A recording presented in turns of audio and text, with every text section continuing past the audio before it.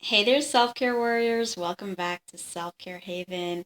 Happy March. It is officially March 1st, which means spring is coming soon. And what a great metaphor for personal growth and transformation and really eradicating the roots of what we don't want and cultivating what we do want for ourselves. So this video is going to talk more about the type of language that narcissists speak to their victims, as well as the fact that narcissists can and will use everything you've said against you. So let's talk about the three types of things that we can usually tell narcissists that they can use against us. The first that they can use against us is, of course, our secrets, our shortcomings, our insecurities, our wounds. And these are flaws that we might have that we acknowledge that we have to the narcissist. These are insecurities that we talk about with them. We confide in them about our struggles, our deep, dark secrets, our dark pasts, and our wounds. And this is the first type of information that narcissists use against us, usually in the devaluation phase of the relationship. They end up hurting us like no other by bringing up our insecurities, by deliberately provoking those same wounds that we had confided in them about. And the second type of information they can use against us is actually our strengths. They use our own strengths against us by making those strengths seem to be as if they are flaws. They try to make our strengths look like flaws. And how do they do that? They basically translate whatever our strength is into something that is a weakness, and they hold it against us. If our strength is that we are very confident, they might translate that into you're too arrogant, you're too cocky. And that's them projecting their own arrogance onto us. If our strength happens to be that we're very talented at something, they might try to belittle that. They might deny your talent. They might minimize your accomplishments. They don't give you the right to feel strong in your power. They don't give you that freedom to feel as if you should feel good about what you've accomplished and that you should feel good about what you are capable of. Instead, they'd rather belittle you, make you feel very small, not just for your flaws, but also your strengths. Now, the third thing that they use against you is, of course, the things that you do for them in the relationship. If you've ever noticed, a narcissist is never satisfied. They're overly satisfied in the idealization phase when you're perfect and you're on the pedestal. But they're rarely ever satisfied during the devaluation phase, except for those intermittent moments where they're loving and tender just to keep you chemically bonded to them. But otherwise, during devaluation, during discard, it's impossible to please them, and they hold that against you. They make it seem as if it's your fault that they're not happy. Maybe you threw them a great celebration for a birthday. Maybe you surprised them with something. Maybe you gave them a gift, but it's never good enough for them. They are never pleased, and they will make their grouchiness seem as if it's a fault in you. They will make it seem as if whatever they're upset about is a fault within you. To them, it's only projection. They speak in the language of projection and gaslighting. They don't care that it's not your fault. They will make it seem as if it's your fault. They will make it seem as if the fact that there's traffic is your fault. The fact that they took the wrong turn is your fault. The fact that maybe they misplaced something is your fault. Secretly, they know that it's not, but they'd rather have somebody to blame, and they're certainly never going to take accountability for the fact that they're the ones to blame. So the language they use is incredibly blame shifting. It's incredibly manipulative, and it's deliberately cruel. And when they're using those three pieces of information against you, forget about it. You're going to be feeling so worthless, so destroyed that you don't even know how to respond. So in many ways, we cannot speak their language because we have no idea where this crazy making is coming from. It's only when we start to realize that they speak a different emotional language than us that we start to realize that we're not compatible with them, and that they're abusive, that they're cruel, that they're manipulative. And it can be a very difficult realization.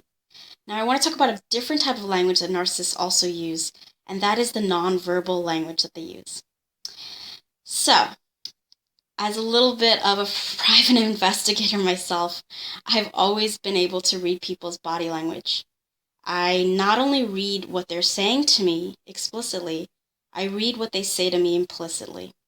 And what I mean by this is that I can pick out nuances in their gestures, their expression in their eyes, their facial expressions, little tiny things that maybe other people are not as hyper attentive about because they haven't really been through this type of trauma before, so they're not very hyper vigilant about people's facial expressions, their gestures, their tones. And usually a lot of people who haven't been through this type of abuse or who don't know about it take people at face value. They assume that everyone has a conscience. They assume that everyone has empathy. But after you've been through this type of trauma, what's going to happen to you? You're going to start to realize things that you've never realized before. You're going to start to speak that language. I'm not talking about the fact that you might start to blame shift yourself. No, I'm talking about the fact that you start to pick up on these nonverbal cues that other people don't even notice. So always trust your intuition, because actually your subconscious, even if you haven't trained yourself to do it yet, is already picking up on these cues and internalizing them, but you're probably rationalizing it, denying it, and minimizing it, especially if you've never been with a narcissist before or this was your first time with a narcissistic abuser. You might not know. And that's what gets us hooked as victims, because we really don't know what's going on until it's happening over and over and over again, and it's a destructive cycle, right? So, with a narcissist, always read between the lines. Narcissists usually don't speak just through their words. They speak through their actions, their gestures, their facial expressions, their tones, their condescending tone. Remember that. There's that sarcasm that comes out. There's that sadistic glint in their eye.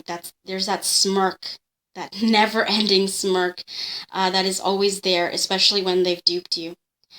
And then there's that dead coldness in their eyes, even when they're saying really loving, tender things. When you see that coldness, don't forget it, because it is a sure sign that there is something beneath the surface that is not matching up to who they really are on the inside. So I hope this video has helped you, empowered you, inspired you in some way. I hope it gives you food for thought regarding your own personal experiences with narcissistic abuse. Remember, narcissists don't speak the same language that we do. They blame shift, they project, they gaslight. They're very cruel, they're very manipulative. And these types of toxic abusers will use everything and anything you tell them against you. So really, don't feed them any information that's critical or important to you, because that pathological envy inside of them is going to be motivated to destroy you in every way possible. But I want survivors to know that they can never really destroy who you really are on the inside. They can change who you are, but they can never truly destroy that part of you that can transcend anything. And I truly believe there is that part of us within each and every one of us that cannot be destroyed. And it is what made you survive what you've just survived. And it's that little voice inside of you that tells you to move forward, that tells you to go on, that tells you to stay strong despite the trauma that you've experienced. It's that little voice that tells you to get up from bed every morning. So don't let go of that voice, because it is important. It is so important to never give up. And even if you feel destroyed, even if you feel damaged beyond words, remember that little part of you is still there. And you can recreate yourself and become even more victorious after this experience. I hope this video helps to inspire you, and please do leave me a comment in the comment section below. What are the types of languages that you've heard narcissists speak to you? Of course, this is the language of crazy making. There's all sorts of blame-shifting behaviors that they engage in. But most importantly, they use everything and anything against you that you've told them.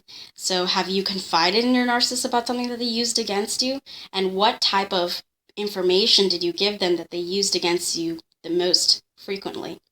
I'm interested in hearing your stories and creating more of a dialogue on the language the narcissists use. And I look forward to reading your comments. And I'll talk to you very soon. Until then, take care.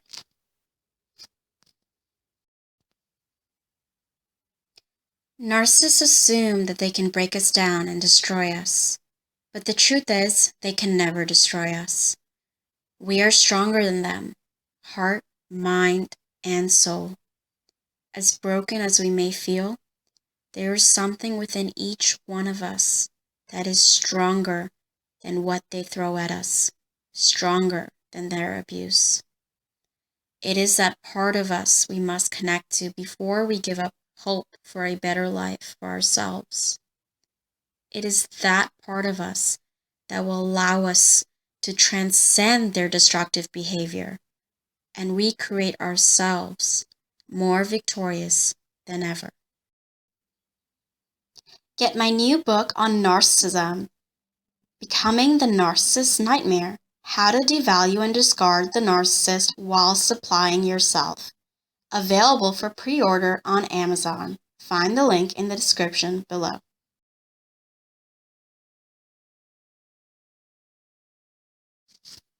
And also be sure to check out my first book, a Kindle bestseller in women's personal growth and spiritual healing, The Smart Girl's Guide to Self-Care.